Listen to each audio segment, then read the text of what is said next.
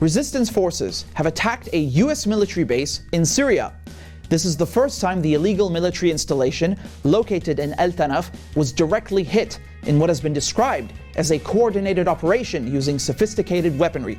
It comes just a few days after Israeli warplanes, flying from the direction of the American base, bombed Syria, leaving one Syrian soldier dead and wounding 3 others. It also follows a terrorist attack in central Damascus, which killed 14 Syrian military personnel. So why is this attack on al-Tanf so significant? This American base had never been attacked up until this point, so why now? How come Israeli planes decided to fly in from the direction of al-Tanf instead of the occupied Golan Heights like they usually do? And why did Israel just bomb Damascus using a surface-to-surface missile instead of the usual airstrikes? Does this mean a shift in the balance of power, or are we seeing new rules of engagement being established on the ground? I'm Richard Medhurst, and you're watching the Communiqué.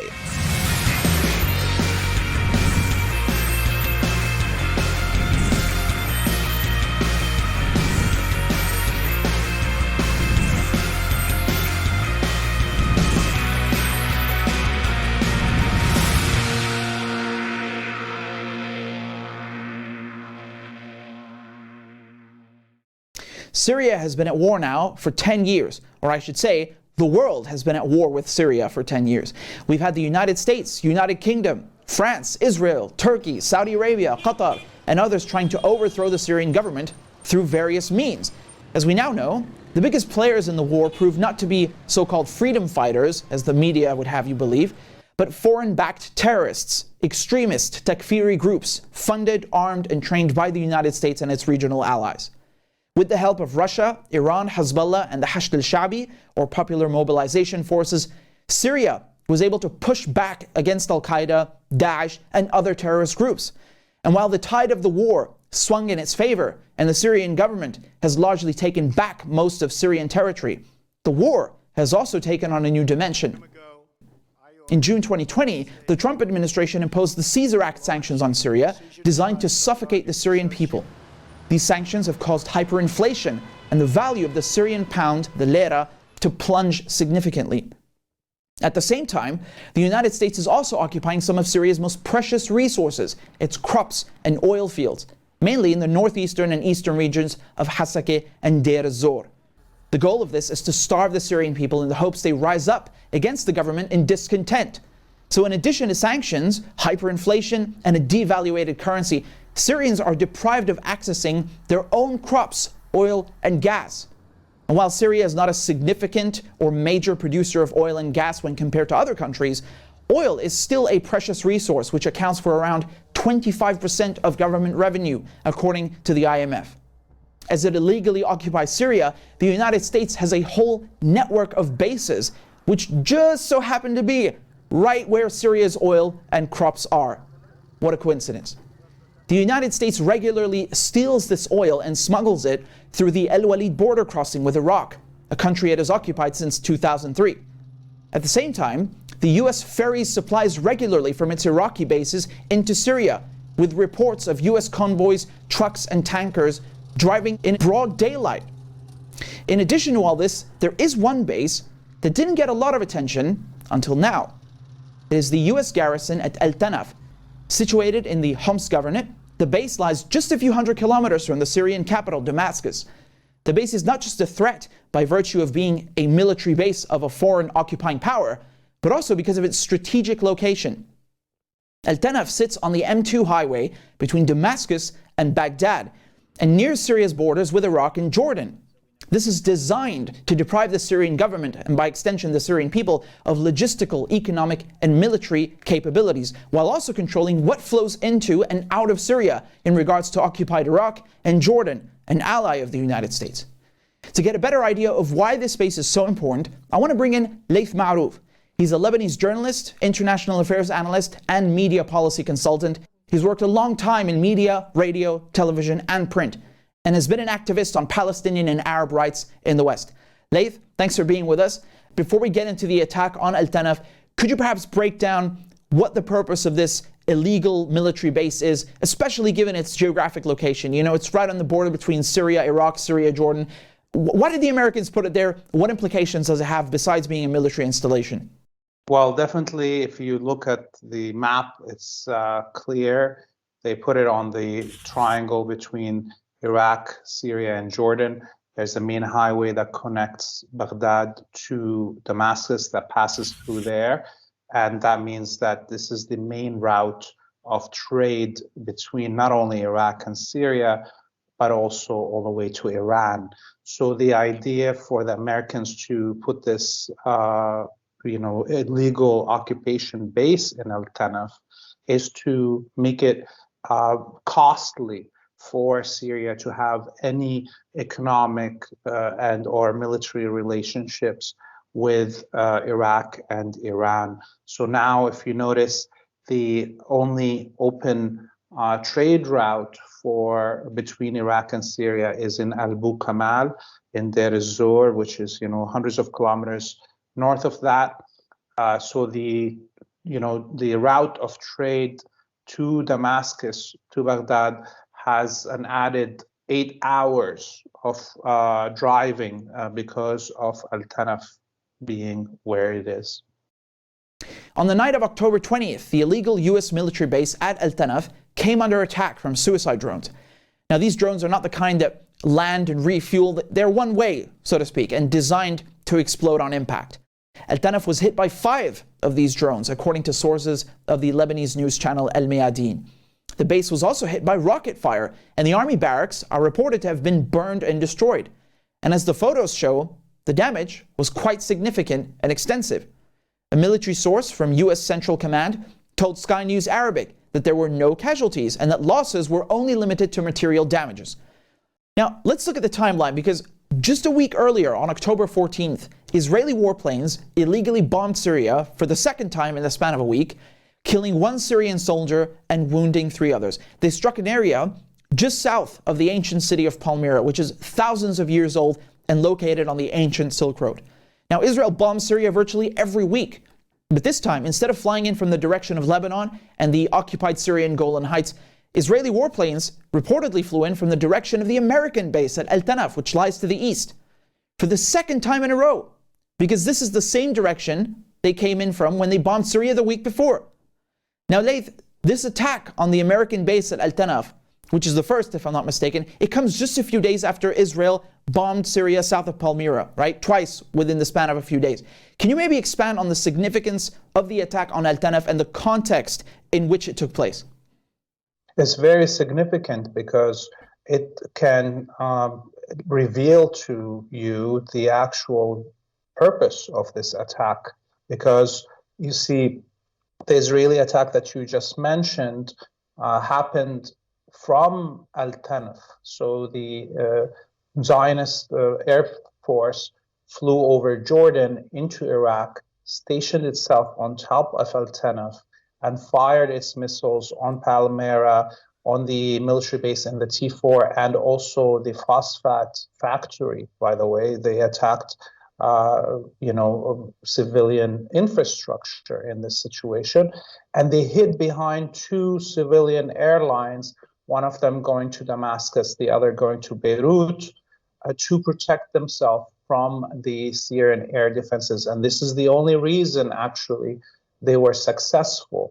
So they had the protection of both, one, the airspace that the United States is claiming for itself from the Tanaf air base, and 2, the protection of 2 civilian airlines. And so the Syrian military and the Syrian government sacrificed its own members of its forces in order to protect the civilians in those airlines. They could have fired at the Israeli Air Force that was over al-Tanf, but then there would have been the possibility of the civilian airplane.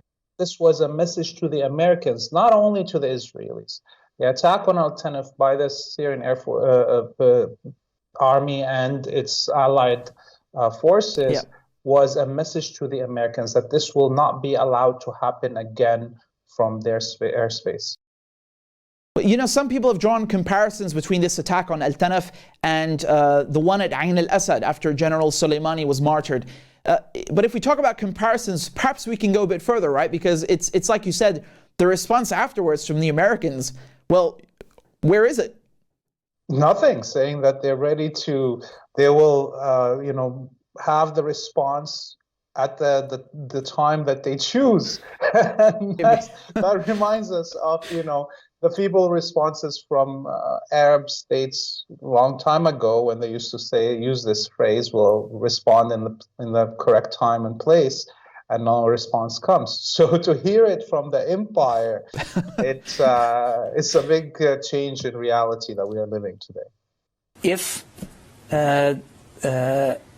there's to be a response, it'll be at a time and a place and a manner of our choosing, and we certainly won't get ahead of those kinds of decisions. When we look at what happened at al-Tanf, there were no casualties. However, the barracks were completely destroyed and burned. I believe the warehouses were targeted as well. So there were not only 5 suicide drones used, but rockets as well. What does this mean in terms of the sophistication of the attack and the rules of engagement? Is the resistance getting stronger by this metric? How does this change the balance of powers on the ground? I'm glad that you mentioned the barrage of missiles, because this is very important. It was a tactical choice to fire a barrage of missiles prior to the drones hitting the base.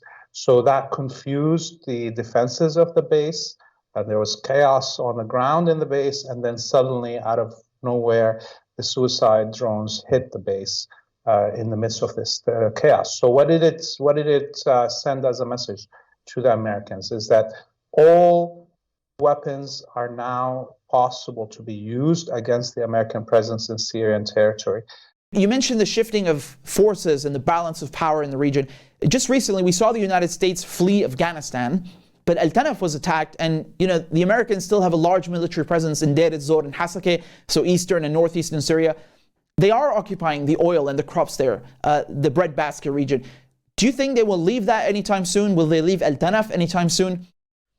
So, first off, in terms of what's happening in the northeast and Hasakah and Deir ez-Zor, prior to even the attack on al-Tanf, a week before that or 2 weeks before that, there was an attack on the Communiqué oil fields where the Americans have stations, their biggest base in the northeast.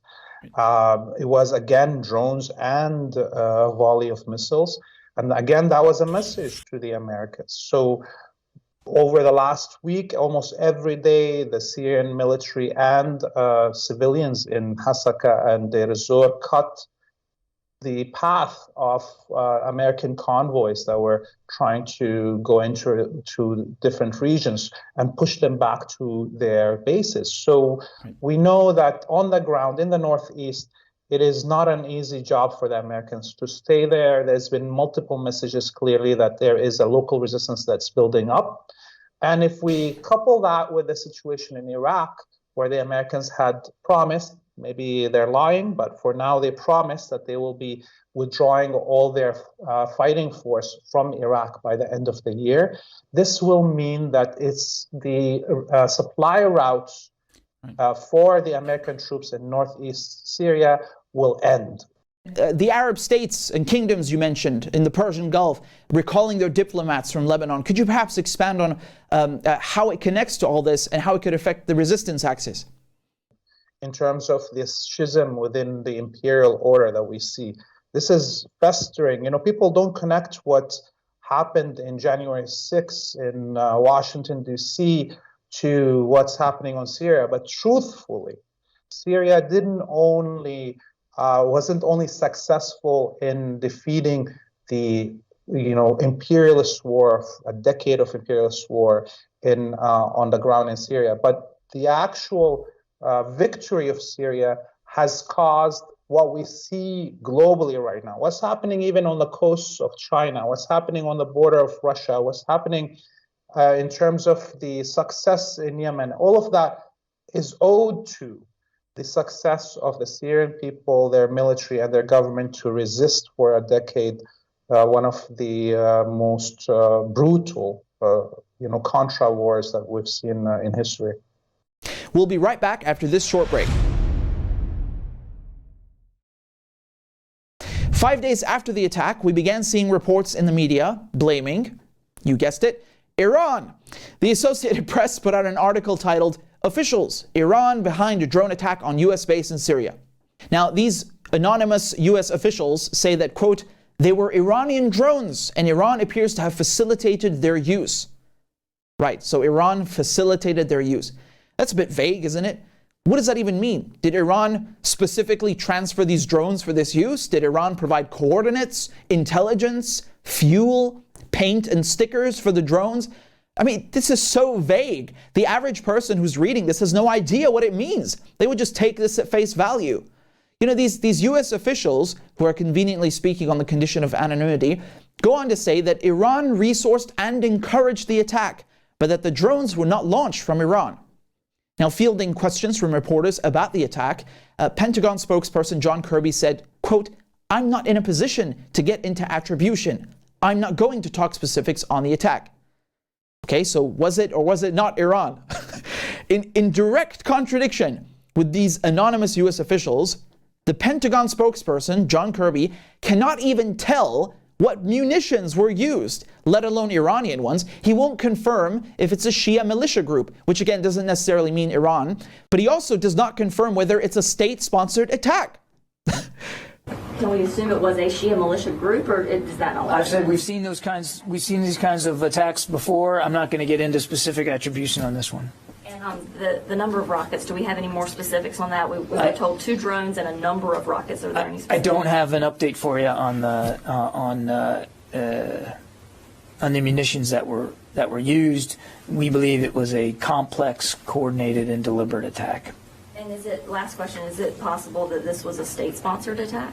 Again, I'm not going to go any further on attribution at this point. We're still working our way through. So the Americans have said that they were warned in advance, they were tipped off about the attack, and they've also blamed Iran for it.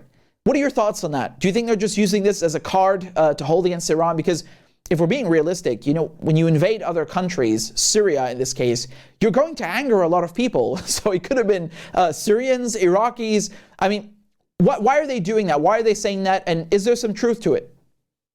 Well, it's just saying the word Iran is a buzzword that is used in the Western propaganda, and anybody and everybody that's resisting American hegemony and its vessels, the Saudis, the Israelis in the region here in Western Asia, is called an Iranian tool, and Iran is blamed for it. So unfortunately for the American public, this doesn't portray the truth, which is that there is an alliance of sovereign states and actors like Hezbollah, like the Syrian government, like the Yemeni resistance, that are choosing to align themselves together because they have a strategic goal of forcing the United States and its vessels out of the region.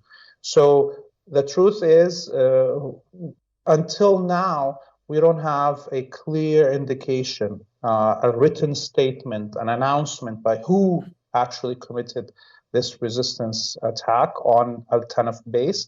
But it doesn't matter really, because we know that the Syrian government itself said that it's going from this point on to be responding to any Israeli attacks. So that gives you an indication. The same day that al-Tanf was hit, 14 Syrian military personnel were killed in a terrorist attack in central Damascus.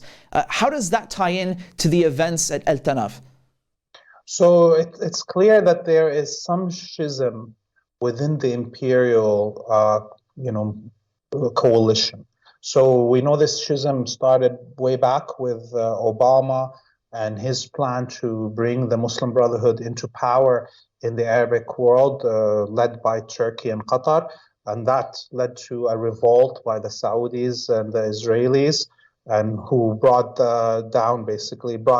Trump into power. Okay, so that's a schism between the Wahhabi and the Ikhwani, or conservative and liberal sides of imperialism, if you want to say so. And we know that right now, Egypt and Jordan, in alliance with the liberal wings of the empire, we're trying to bring in electricity and gas to Lebanon through Syria. And part of this, Biden being part of the liberal side of the empire, had, facilitated this. And so we saw the withdrawal of all the Wahhabi Contras from the south of Syria. and the expansion of the Syrian military presence all the way to the Golan Heights borders of the occupied part. And so this suicide, well, it wasn't a suicide, it's 3 different IUDs that were placed, 2 of them exploded, 1 of them didn't, is probably a message from the Saudis and the Israelis, the conservative part of the empire, that are rebelling against the possibility of opening relations between Jordan, Egypt, and Syria and Lebanon, and the lifting of the Lebanese economic crisis. About a week after the attack on al-Tanf, Israel again bombed Syria, not by air like it usually does, but using surface-to-surface missiles. Laith, why do you think the Zionists took a different approach to Syria this time and did not use their planes? The Israelis fired, surface-to-surface missiles on the outskirts of Damascus and Qudsiya suburb. Right. And this tells you another thing. You see, over the last 2 days, the Israeli Air Force kept on attempting to reach even the Golan Heights, and the Syrian radars and air defenses were painting them red before they even reached the Golan Heights. So what does this mean? That meant that that was a message to the Israeli Air Force that they will be shot down over Palestine before they even reach the Golan Heights, let alone Syrian airspace. They will be fired upon and shot down. And this is very significant to see today for the first time in 10 years that the Israelis use surface-to-surface missiles to hit Damascus, which means that their air force now is out of commission in the game of attacking Syria. Now, the Israelis have admitted to doing hundreds of airstrikes on Syria, and although Israel doesn't usually comment on its illegal activities, the mainstream media, who serve as a mouthpiece for them, are more than happy to push this narrative that Israel is bombing Hezbollah and Iranian targets inside Syria, as if that somehow makes it okay or justifies an act of war and aggression. The United States attempts to justify its illegal bases, claiming that it's in Syria to fight Daesh. I mean, who invited you? Because the last time I checked, the United States has no permission to be in Syria, so whether its troops are making pancakes or fighting Daesh is irrelevant. Number 2, the United States helped to create Daesh directly, if not indirectly, just like it did with Al-Qaeda. And third, Daesh was defeated by the PMU, by Iran, Hezbollah, and the Syrian and Russian armed forces. The United States played a minimal role, if any, in defeating Daesh. As a matter of fact, the United States has killed Syrian soldiers on multiple occasions, the same Syrian soldiers who were fighting terrorists. Who benefits from that except Daesh? Israel bombs Syria almost on a weekly basis, acting as a de facto air force for Daesh. Now earlier, John Kirby, the Pentagon spokesperson, said that the United States has the right to defend itself. I think you've heard us say before that the right of self-defense. So let me get this straight. The United States has the right to defend itself in Syria? How can you invade another country and then talk about self-defense? This is incredible. When you invade other people's countries and illegally occupy them, you're going to anger a lot of people. So this act of resistance in al-Tanf could have been Syrians, Iraqis, who knows? I mean, given the sophistication of the attack and the timing, that narrows it down, of course. But if you want to talk about Iran, I mean, Iran certainly supports resistance movements in the region, and proudly. But this report, I mean, conveniently issued by anonymous US officials, sounds a lot like just randomly assigning blame to Iran without any proof. Regardless, though, it's insane how the United States invades other people's countries, occupies them, steals their resources, and then starts playing the victim. In what dimension does that make any sense except in the imperialist Western mindset? Nevertheless, let one thing be clear. The illegal occupation of Syria, of the Levant, of West Asia, is not going to last forever. This has become a very, very costly war for Western colonizers, and the balance of power in the region is starting to shift. Sooner or later, like all other empires who thought that they would last forever and they could hold on to the Middle East, the United States and Israel will have to retreat. It's simply a question of when. Thanks for tuning in. I'm Richard Medhurst, and this is the Communiqué.